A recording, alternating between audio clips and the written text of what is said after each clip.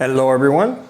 Well, welcome to September. As you know, this is the official beginning of spooky season, and there are a lot of great books coming out this month and next month, all the way through the end of the year. I'm going to try to bring you just as many as I can, but these three right here are just a fantastic way to start this season off right. And I think you'll want to get all three.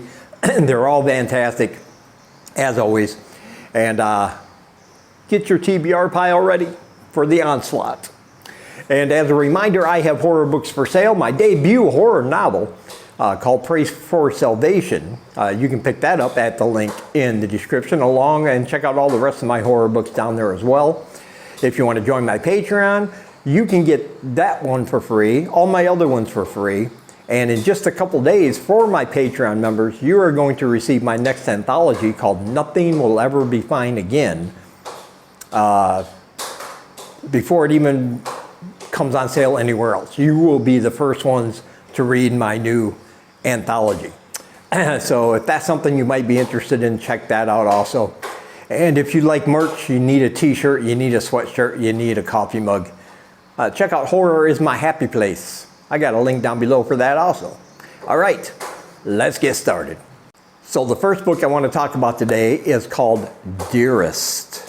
Man, this book takes family dysfunction between mother and child to a whole new terrifying level. I absolutely love this one. And basically it's about a woman. She has a baby while her husband is deployed overseas. She can speak with him on Skype occasionally when he has a chance, but it's not ideal because she's doing this all by herself.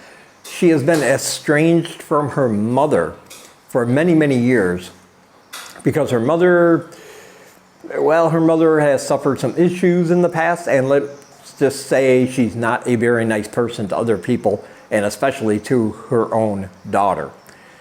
They've had a very horrible relationship. But she has the baby, and things are not going right. Seems to be something wrong with the baby. It won't stop crying. The woman becomes fatigued. She becomes overwhelmed. The baby won't latch on to feed. People are giving her all this advice about what she has to do, but none of it, no matter how well intended, seems to be working for her. And she begins to suspect that she is just a horrible mother. And she's doing this all by herself, and she is tired and fatigued because of all these issues she's having. So one night in desperation, she finally unblocks her mother and sends her mother a message. Now her mother didn't even realize that she was pregnant or was having a baby, but she asked her mother for help out of desperation. And the next day her mother shows up on the doorstep, and everything is strained at first, but it seems to be going okay. But what happens next, I'm not even going to tell you about, because this book becomes progressively more horrifying and terrifying. And at one point, us, along with the character, our main protagonist, isn't sure if she's losing her mind or if her mother has some very evil intentions towards her, maybe to actually get rid of her. And the mother seems to be obsessed with this baby, and so she thinks her mother might be trying to do something with the child as well. And it just starts ramping up and ramping up. The tension is there, the psychological horror is there, that this tension between mother and daughter is in full effect. And like I said, it keeps getting worse and worse and worse. And yeah, I'm not going to tell you what happens, but trust me, it's going to take it to a whole nother level than places you might think you know in the first place.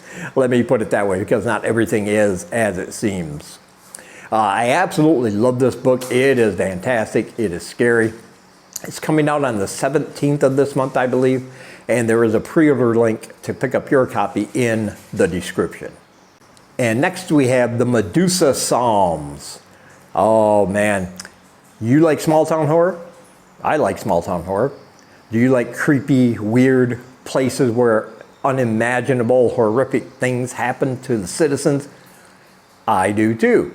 That's why I loved this book called the Medusa Psalms.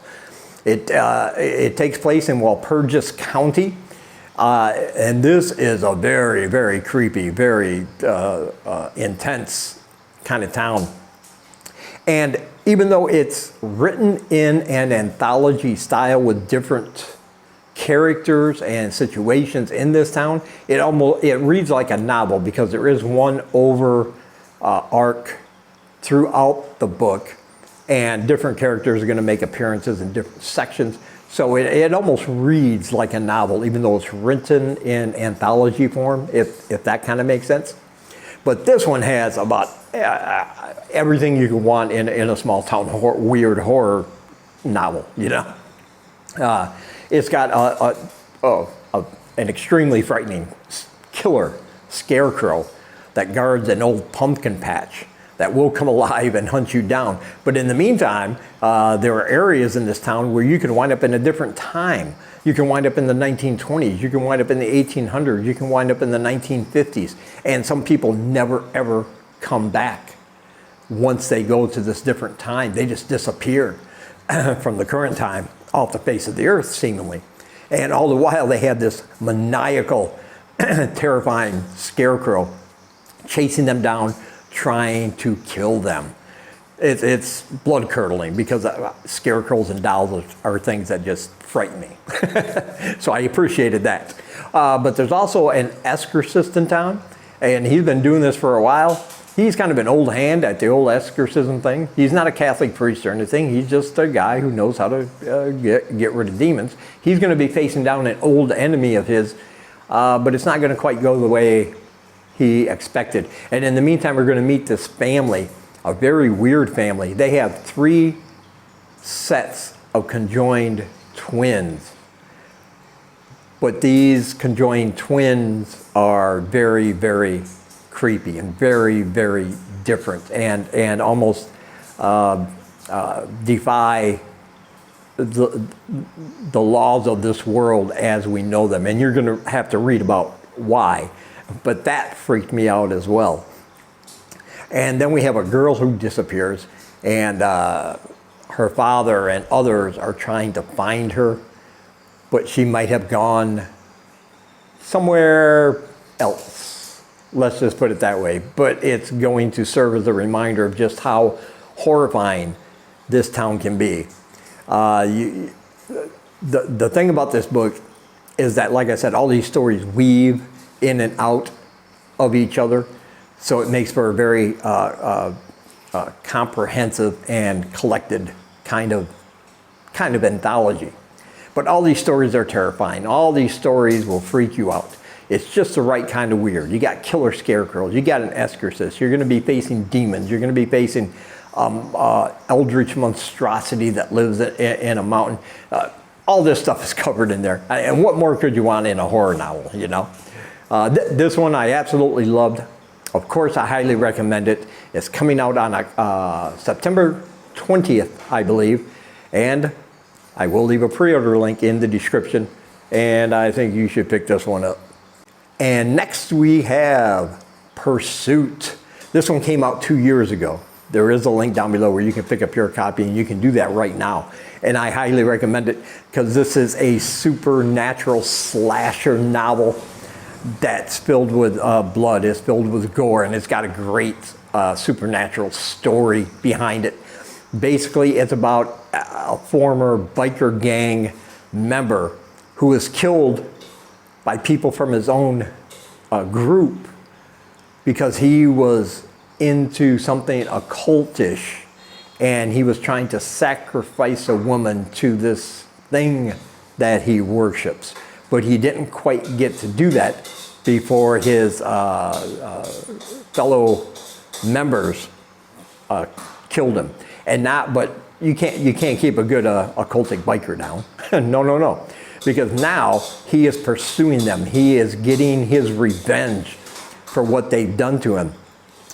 But there's also, caught in the middle, is this very nice, very normal couple. They're newlyweds, they just got married, they're happy, they're in love, and they're taking a little trip, and they come across this undead biker slasher. And the reason that they get put in the crosshairs and get chased down and get bloodied and get battered by this creature is because the wife looks almost exactly like the woman he was going to sacrifice before he was killed, and he will stop at nothing to finish what he started. And in the meantime, this couple is going to get bloodied and battered, but they're also going to have help from some unlikely sources. Whether they can trust these people or not, well, you're going to have to read about that to find out. But this undead supernatural slasher is unstoppable.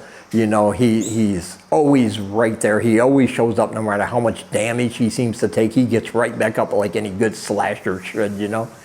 And it's a very tense, very fast-paced, very exciting, thrilling pursuit. Yeah, that's the name of the book. As this creature on this motorbike is trying to slice and dice our protagonist couple there. And in the meantime, he's getting his revenge on those who killed him many years ago. It's just a bloody good, supernatural, slashery fun. And you know me, I love those kind of books when it's written this well. I can't recommend it enough. I absolutely love this one. And again, there is a link down below where you can pick up your copy right now through Amazon. And as always, I want to say thank you for taking some of your time and spending it here with me. And until we meet again, keep reading spooky, my friends.